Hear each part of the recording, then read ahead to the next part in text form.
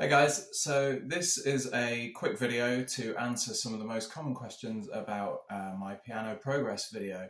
I find myself answering the same questions in the comments quite a lot, and while I'm always happy to answer questions because I love encouraging new people to take up the piano, it's given me a lot and I would like to see more people do it. I thought it would be great to be able to put some more depth into the answers that I'm giving and sort of give some more of my thoughts on the whole process, a little context on what I've been doing. So yeah, with that said, let's get underway. The most obvious question I think everybody gets about piano progress is how many hours did you practice a day? The very short answer is in the first year, I probably practiced anywhere between about 60 and 90 minutes a day on average. Second year, probably about an hour, I aimed for about an hour. I think it's more important to kind of talk about what kind of practice that was. Every day I try and do at least 2 Pomodoros worth of practice. So like if you've heard of Pomodoros, if you haven't, that's 2 25-minute chunks a day. 25 minutes is like a great amount of time because I think it's about the longest I certainly could stay focused at the beginning of my piano journey. I found that if I pushed forward any longer than about 25 minutes, I would find myself getting a little bit distracted. I would find it hard to concentrate. Whereas if I did that 25 minutes and then kind of took a break, even if it was just to go for a glass of water, a little walk around the house and came back, I would feel refreshed. I would feel ready to go into another piece. And that allows you to kind of do more hard practice, I would say. So typically my practice sessions would go, the first thing I would do every day, I would practice scales because everybody says scales are important. I think scales are incredibly important. Then I would go through a couple of pieces from one of the books that I was working on. I would work on like a beginner's book that I'll talk more about in a little second. So I would do 10 minutes of scales, 15 minutes of kind of sight reading, exercises stuff. And then I would typically, if I had another 25-minute Pomodoro, I would spend the rest of that time kind of doing 1 or 2 pieces, maybe 10 minutes on one piece, 15 minutes on another piece that I was polishing up. If I had more time in the day, I would spend that polishing up other pieces that I'd already practiced. So I would maybe go back to something else that I'd already seen in the book, that I'd already been working on, or I would go ahead to some new piece that I was trying to do. And I think what's important about that is everybody gets hung up on this idea that, oh, what if I had, this many hours in the day? If I devote 8 hours a day to it, like how good could I get? Maybe some guys, like I'm sure there are some people who can concentrate for 8 hours a day. For me, there were days when I got 2 hours in, and honestly, I don't know if I could have done much longer than that. Professional pianists, I know some of them practice a lot. I also know that they spend a lot of their downtime like napping, like doing things that help them recover from that practice. I wasn't able to do that. I had a lot of other things going on in my life at the time that were like taking it out of me. Piano was kind of a retreat from those things, like a way to relax. There was no way I could have spent more than 2 hours a day practicing. Another thing I would say about it all is like I was really consistent. I practiced every day that I had a piano available to me pretty much. There were a few days when I couldn't practice because I was away from whatever piano I had, but pretty much every day I would try and sit down and do something. And I think that's a huge thing about practice. It's like there are going to be days when you don't feel like it, when you really don't feel like it, and you go, oh, this just isn't doing it for me. Those days, they happened to me, and I would still make sure I would try and sit down and just do one thing. I would go, I'm just going to do scales for 5 minutes. I'm just going to work on this one section of this one piece that I want to polish up a little bit. And more often than not, I would do that. And then I would go, okay, I think I've got it in me to do 25 minutes today. Or I would just start practicing and that time would just go.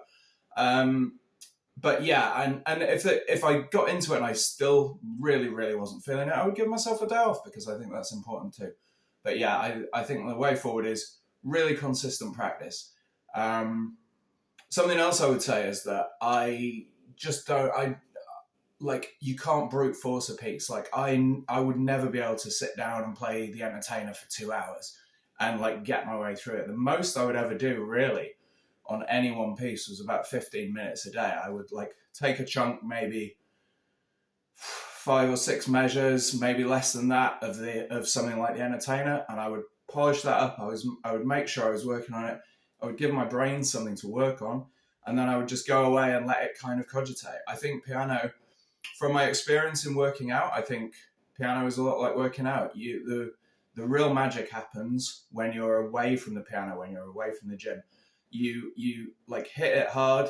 You give your brain and your body time to kind of digest what it's learned, and then you come back the next day, and like sometimes just magically it seems like you're better at a thing that you were just banging your head against and not making any progress. So yeah, I would say hour a day is great. If you can do a little bit more, great, but just try and do it every day you can, little and often. Yeah, a very common question is, could you read music when you started? No, I couldn't, not at all.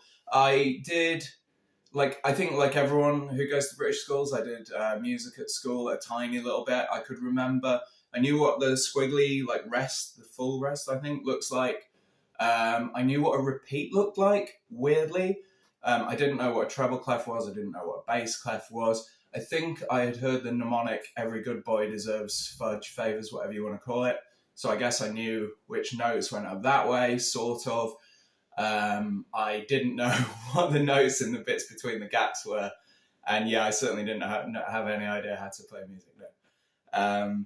Did I really have no musical experience? I had played like a tiny bit of guitar. I think I know like 3 chords on the guitar. And I had like not to the standard where I could even play one song. I don't think. I just messed about it a little bit. And I'd done that with like guitar tab and chord books, so no music reading there either. So yeah, really, really no musical experience. I think I might have played the recorder once. Okay, yeah. What resources did you use? This is a really common question. So the book I can't recommend enough is Alfred's Basic Piano 1. I think there's a couple of different names for it. There's a version that has a lot of theory in it, which isn't the one I used. That was the one, like, I got that about 2 days into practicing. It was just great. The lessons are really bite-sized. It kind of teaches you music as you go. You don't... It really tells you everything you need to do. The only thing I would say about Alfred's is it doesn't introduce scales for a while. I started scales on the first day I started practicing piano, so by the time I got to them in Alfred's, I was already actually quite comfortable with them. I really love it. Another thing that Alfred's is really good for is fingering notation. Like it teaches you sort of what I would call good practice in fingering early on. I also got a lot of that from Jane's Piano. I've seen her recommended elsewhere. What she does is she's a YouTube channel. She really slows down pieces and takes you through what is quite often, in my opinion, the optimal fingering for those pieces. And I think that has taught me kind of good habits that have allowed me to then go away and work out the fingering for other pieces on my own. That's really good. I did a lot of sight reading. Like probably in my first 6 months to a year, I got most of my sight reading practice from Alfred's. And then after a year, I moved on to Alfred's too a little bit, but I didn't enjoy the pieces in Alfred's that much. They're kind of great American songbook stuff. So I started working on just whatever cheap sight reading stuff I could get, So I would pick stuff up. I got the Anna Magdalena Bach notebook for cheap. There's some beautiful, simple pieces in there that I really like. I got I got a couple of 90s songbooks that I would just practice. I have heard other people go, oh yeah, I worked through like choral songbooks, like Baroque stuff. And I'm like, if that's what you want to play long term, practice that, I guess. But I think, yeah, I practice the stuff that I ultimately want to be able to play. But with sight reading, obviously you want to make it really simple so that you can kind of go through it and try and actually read it as you go, kind of thing. But again, little and often of that. The thing I don't do is I didn't really use apps at all. Like, I don't think I downloaded a single piano app. I did use a bit of kind of synesthesia tutorials really early, because the thing about synesthesia is when you start, it seems like a quicker way to get the information in. You can watch someone playing the piano, or you can just watch the notes pop up and you can just follow along with what's happening, which is a lot faster in the early going than trying to read the music and kind of make sense of it and go, oh, yeah, what's the one that's on that line again? And like go back to it and repeat face or every good boy deserves favors or all cows eat grass every single time. But then if you're prepared to put the effort in to learn music, then that is way, way, way more efficient. It's so efficient as a way of getting the information in. You put that investment in up front, and then you can just read what's put in front of you. You can pick up a piece of musical notation and go, oh, and you immediately understand it. Or you can read it much faster, and you can rewind a video, watch it again, try and do the thing. And I just find that the pieces that I learned from synesthesia just didn't stick in my head in the same way as a piece that I learned from music. Then, ultimately I would be able to glance at the sheet music. That would give me a prompt to kind of remember what the piece was. And then ultimately I would just be able to remember it. Like nothing that I learned from synesthesia, I can't remember any of it now. So I don't recommend that at all. What piano do you have? So I'm actually not sure what the piano is in the first half of the video. It was a piano that was at my dad's house. I was staying with him. It was a Yamaha of some kind. It was fine. It was it had 63 keys. Full piano has 88. They had dynamics. So if you press them harder, it would make a difference to the sound that you were making. They weren't weighted. It was okay. I practiced on it for 8 months, and then the piano in the kind of second half of the video is a Roland FP10, which is one of the most recommended pianos on the piano subreddit. I think it's really good. It's 88 keys, full keyboard. It's got weighted keys, so it feels a lot like a real piano when you play it. You get that kind of feeling of it. I really enjoy it. I would recommend it. What kind of piano should you get? I don't know. If you're kind of dabbling with the idea of playing piano and you're not quite sure about it, but it's something you want to give a try, maybe you want to get the cheapest one you can. 63 keys, is fine. It means you wouldn't be able to play something like For Release to the end, because there are runs in that go, all however many octaves a real piano has. I'm ashamed that I don't know. If you're really keen on piano and you've got the money, maybe go straight in with a Roland FP10, because you are going to need you're going to want a proper piano fairly soon. But one thing I really believe is that you should start where you are with what you have. So if you've got a little piano in your house, a little keyboard, whatever, and you're going, oh, you know what, maybe I'll start properly when I can afford to get the real thing. Don't put it off. Just start now. Just start where you are, and move on from there. Yeah, how do you work on hand independence? This is huge. I think hand independence is maybe the toughest part of piano when you start out. It just feels absolutely impossible. I've seen a lot of comments from guys going, this is never going to go into my brain. That is exactly how I felt. I felt like maybe this just isn't a thing I can do. And I still there are moments where I still have flashes of that. I'm working on a piece, maybe it's got a bunch of syncopation in it. It's like a ragtime thing. And I'm just this is just not going into my brain. But you have to get over that. It will go in, it will work. And there will be a point when it will click, and everything after that is easier, I promise you. So there are two things that I think are really helpful when it comes to learning hand independence, or two different ways to work on it depending on what kind of piece you're learning. So I think the first is to just really slow it down loads. I remember I was playing When the Saints, which is on my the first year of progress video, and it's like a broken chord. So it's like the root of the chord and then the third and the fifth, and you just go bum bum bum bum bum bum, and then the melody over the right hand, and it's pretty easy. But something about it just wasn't happening for me, and I had to slow it down so much that it didn't even feel like music, just to make sure I was hitting every note at the right time. And I did that, I don't know how many times, but at some point it clicked and it just worked. So slow it down, keep slowing it down until you're not making mistakes. Every time you make a mistake, you're just reinforcing the bad thing. You've just got to keep reinforcing the good thing. And then the other thing that I think really helps is if you are practicing, there are some pieces where the left hand is something that you can just practice over and over and over and over again until it's so automatic that you can just kind of leave your left hand to do its thing. A really good example of that in the early going is No Surprises, the Radiohead song that's in my progress video. There's a load of what's called Alberti bass in the left hand, and it changes chords, but if you just play it a whole bunch, then it gets to the point where you can just kind of leave your left hand to do its thing. And then the right hand melody is actually fairly simple, but it sounds beautiful. And if you can get that, you feel like you're playing piano, it's a great nudge, and then you can take that to harder pieces. There's a little bit in Fur Elise later that uses something like an Alberti bass, but gets a little bit more complex, and has a real complex right hand melody. But with that experience, you can do it. You can just do it.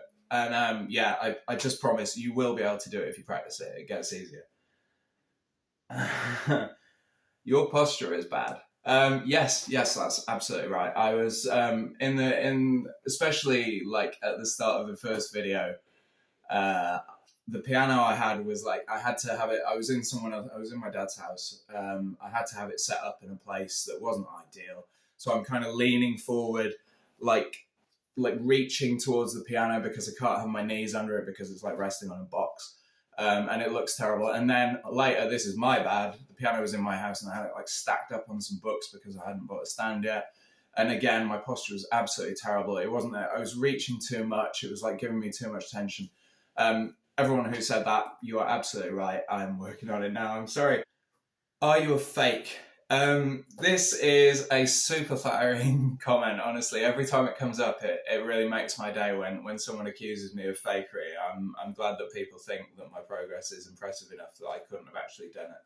But I promise you that I did. I practiced almost every day for a year to see the kind of results that are in my first video. I was practicing like really deliberately.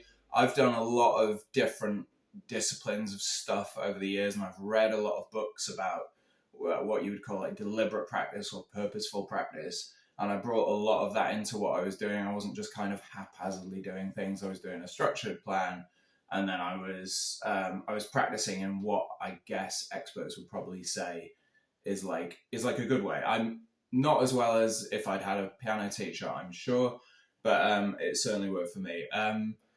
I love the fakery videos. One guy actually said, there's no way this guy has this forearm endurance. And I would just like to note that my main hobbies for like the 10 years before I started piano were Brazilian Jiu-Jitsu, bouldering, and competing in strongman competitions. So, I mean, maybe that explains the forearm strength. I'm sure it doesn't really transfer over to piano that well. But also, I wasn't playing that much in the early days. I was playing like an hour a day. I wasn't usually doing it all at once. I was usually doing like 25 minutes in the morning and then 25 minutes after everybody went to bed. So, really not that arduous. Yes, I don't know what to say. If you think I'm a fake, then thank you very much. Peep the physique. Yeah, thanks very much. I love this comment. Absolutely made my day when I saw it. I have done a lot of other training. I go to the gym. I do Brazilian Jiu-Jitsu. I've done a bunch of strongman. I've done a lot of different sports and kind of training disciplines. And I find that very flattering. And if there is interest, then I will happily post some workout stuff on this channel. Please hit me up in the comments if you would like that.